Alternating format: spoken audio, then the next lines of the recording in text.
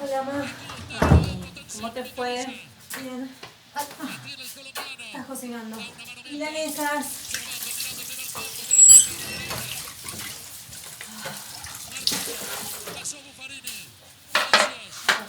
Dale, ponés la mesa que ya va a estar.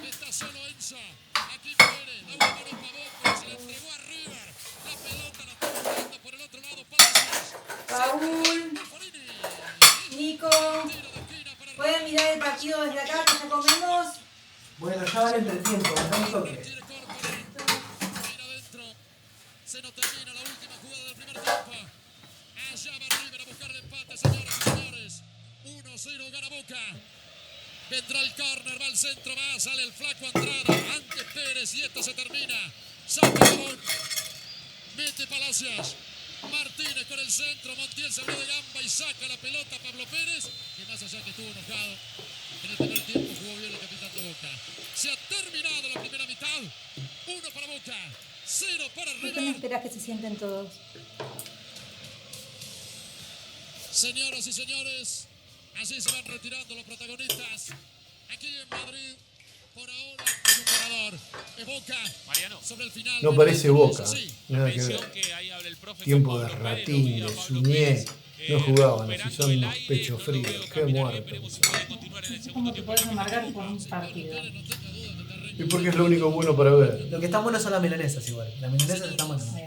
Milanesas están secas, Ay, siempre, no como las de mi mamá. Siempre lo mismo, siempre lo Qué mismo. mala onda que sos.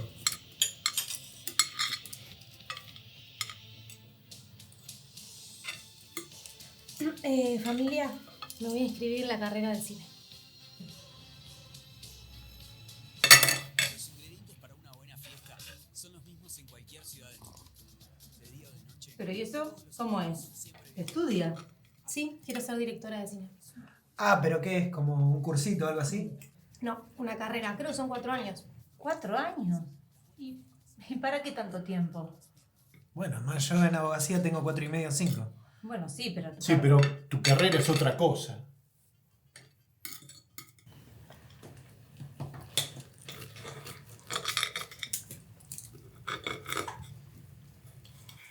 Corte. Igual re bien.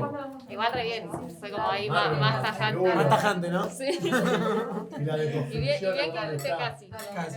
Casi no, pues si no me cagaron. Bueno, y vos excelente. Vos bien. Claudia. No, no estoy.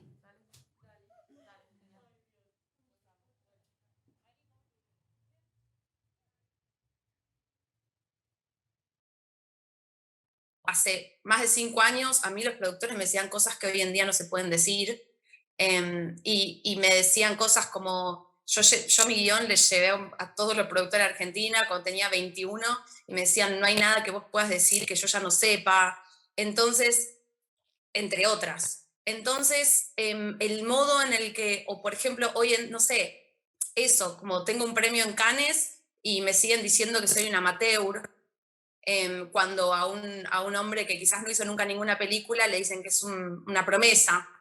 A las mujeres históricamente se nos ha tirado abajo al inicio de cada proyecto. Nunca se nos ha permitido la oportunidad de liderazgo. Una dice, yo quiero dirigir una película y te hacen así, como, y cuando no tiene nada que ver con el género biológico de un ser humano. Y bueno, yo vengo contando las historias de mujeres y puntualmente historias sobre violencias de género desde el año 2005, cuando hice mi ópera prima, El toro por las astas, que abordó en ese momento un tema del que nadie hablaba en ese momento todavía, que era, sobre los derechos sexuales y reproductivos y el embarazo no deseado, vinculado también al aborto. Para mí es como cuando dice, viste, como gente que dice, no, yo no veo cuestiones de desigualdad, o no veo cuestiones de violencias de género, y no las ves porque hay un montón de cosas que están naturalizadas en nosotras, que hay algo que lo despierta. En mí fue el cine. Decidí tomar una historia que era muy dolorosa en ese momento para mí y para mi familia, porque bueno, un embarazo adolescente no es gracioso para nadie, y hice jugar en la película aquel eslogan del feminismo que lo personal es político, ¿no? Y lo político es personal también. Y entonces es tomar una decisión, ¿viste? Es un momento, es como esto que dicen las viejas feministas de ponerse las gafas violetas, porque te hace mirar, cuando hablamos de perspectiva, ¿no?, de género o perspectiva feminista, es porque la perspectiva es mirar desde un lugar. El Instituto Nacional de Cine y Artes Audiovisuales, INCA, publicó un informe sobre igualdad de género en la industria audiovisual argentina. Ahí se da cuenta de que el 55% de las personas que estudian o egresaron de las escuelas de cine son mujeres. Ellas son, además, quienes están más formadas en cuanto a posgrados y especializaciones. Las egresadas de los posgrados de artes audiovisuales alcanzan el 62% del total de egresados, lo que marca también un mejor desempeño de las mujeres.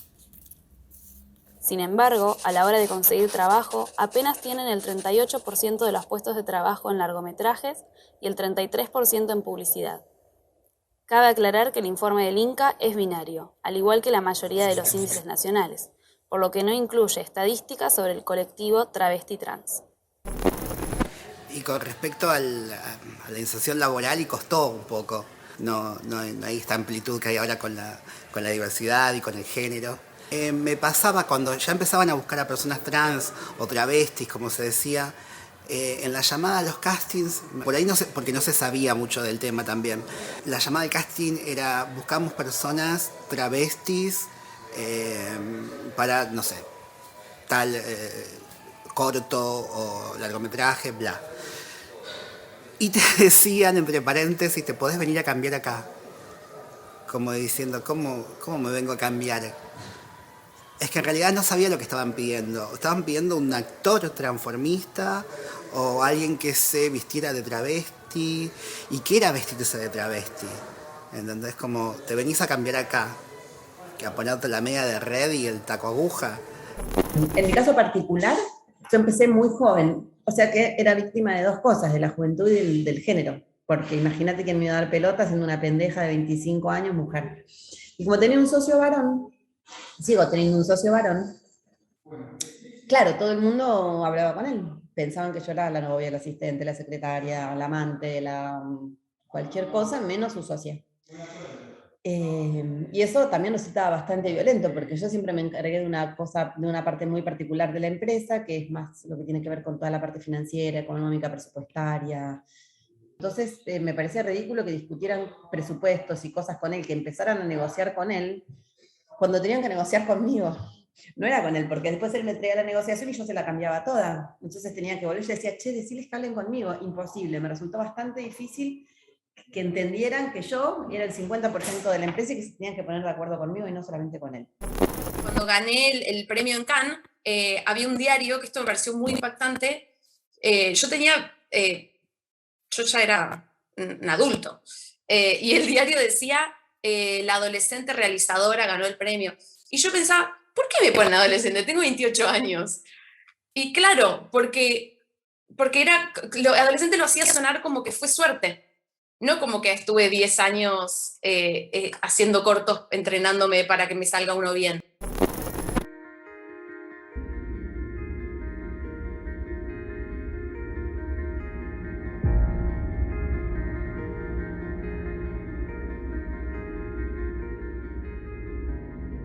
Cuando empecé a trabajar, casi no había mujeres en el área de cámara y fotografía.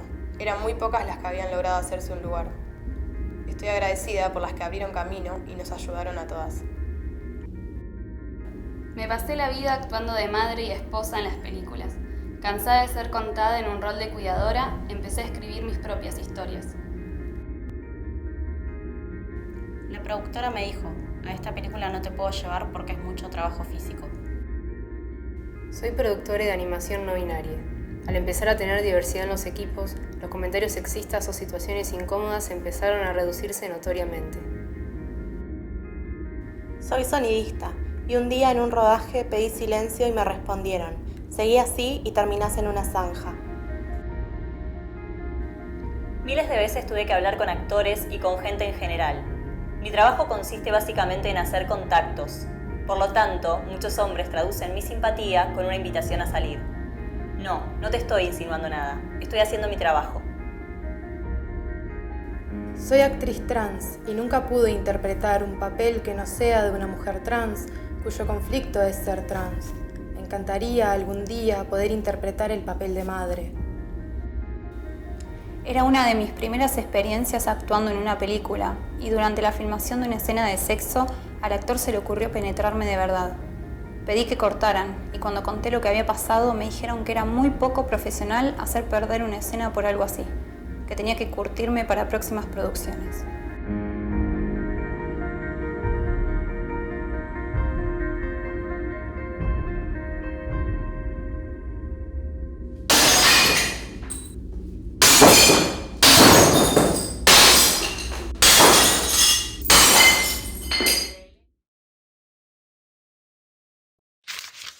Cabe aclarar que el informe del INCA no analiza el rubro de los guionistas. Si bien no son consideradas técnicas y su trabajo es regulado por argentores y no por el SICA como el resto de las profesiones, su análisis en términos de proporción de género es significativo. Son los guionistas quienes escriben las historias que luego serán filmadas y quienes reproducirán o no estereotipos de género en los personajes. Según cifras proporcionadas por Argentores en 2018, solo el 27% de las películas argentinas estrenadas fueron escritas o coescritas por una guionista mujer. A esto le agregamos que, en ese mismo año, solo el 19% de las películas nacionales fueron dirigidas por mujeres. Por último, el Observatorio Audiovisual elaboró un breve informe sobre proyectos activos al 15 de junio de 2019, lo que arrojó un total de 379 proyectos activos. Dentro de los proyectos activos, la participación por género fue de 68 proyectos dirigidos por mujeres, 292 proyectos dirigidos por varones, 19 proyectos no declaran director. Estas cifras dejan en claro que la mirada masculina del mundo predomina en el cine argentino.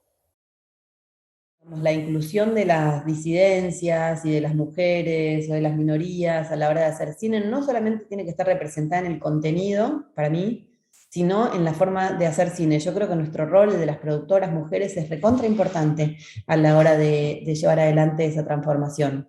Porque también me ha pasado muchísimas veces que guiones que no son abiertamente machistas, digamos, que no son misóginos, que no, digamos, que estarían como correctos, pero cuando los leo yo no es lo mismo que los lea yo que los lea mi socio. No es para nada lo mismo. Entonces pasan por otro filtro cuando los leo yo. Y los discuto, y los discuto, y los discuto, y he cambiado guiones que han tenido como una transformación a partir de eso interesantísima. Entonces que podamos aparecer representadas en pantalla está bien, pero también está bien que seamos nosotras mismas las que contemos las historias, las guionistas, las directoras, las productoras. No solamente lo que se cuenta, lo que vemos nosotros como espectadores, sino lo que producimos, la responsabilidad que tenemos nosotros, nosotras y nosotros a la hora de armar esos discursos y otra vez de armar los equipos técnicos y de pensar realmente profundamente lo que estamos contando. Porque esta información que nosotros estemos poniendo a disposición ahora va a ser lo que vaya transformando el futuro hacia el cual nos encaminamos. Entonces es una responsabilidad enorme hacernos cargo de eso también. Tuve la posibilidad de ver un montón de películas donde hay personajes trans y me parece que está muy bien, qué sé yo, a veces veo un actor o una actriz personificando un personaje trans, como le dan la posibilidad a ese actor o esa actriz, porque todos tenemos que comer y todos tenemos que trabajar y es un trabajo más allá de todo. Me parece que a nosotras, actrices o actores trans, también nos tendrían que dar la posibilidad de hacer otro tipo de personajes, que no solo sea la peluquera o la prostituta.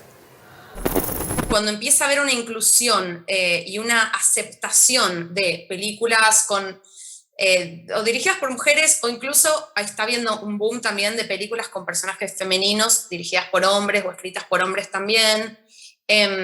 Pero soy conciliadora en el sentido de que lo veo como un momento transicionario en que se empiece a embrazar un poco eso, así como me pasaba con las películas gays, que en un principio todas las películas lesbianas eran dirigidas por hombres heterosexuales, no sé, incluso hasta La vida de Adele, como todas, y había algo como persona queer que daba muchísima bronca, porque era, che, ¿por qué viene esta persona, está haciendo esta representación? Pero por el otro lado era, bueno, está bien, pero estoy en una sala de cine viendo una película gay y acaba de irse gente del cine, o sea que algo bueno está pasando. Entonces, en ese sentido, yo lo embrazo, más allá de que está llegando demasiado tarde, lo embrazo solamente como un momento transicionario, y después quiero creer que estas figuras se van a naturalizar en la industria completamente y va a poder llegar a haber un balance saludable y orgánico en donde no se tenga que hablar más de cupo femenino y en donde desde un inicio haya las mismas oportunidades para que una mujer lidere un equipo como directora o un hombre.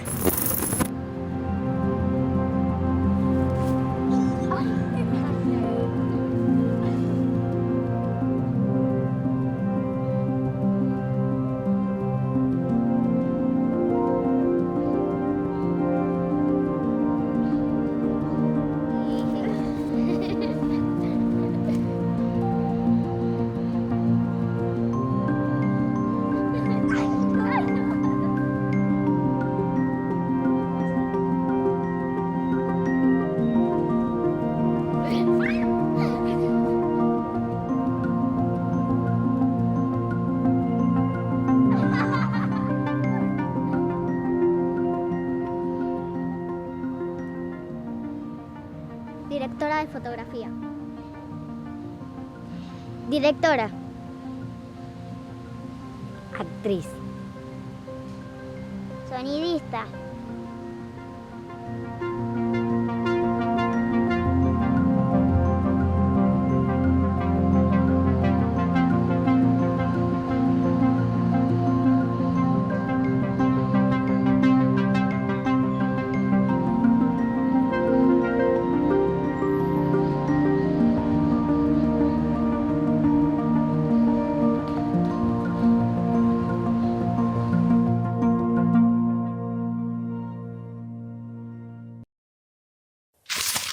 A la hora de analizar más detenidamente los diferentes rubros técnicos en las producciones audiovisuales, podemos ver que se dan tres fenómenos que se explican en la economía feminista: la segregación horizontal, la segregación vertical y el techo de cristal. La segregación horizontal muestra cómo las mujeres van a tener una mayor representación en los rubros asociados a cualidades feminizadas y muy poca representación en los rubros asociados a cualidades masculinizadas.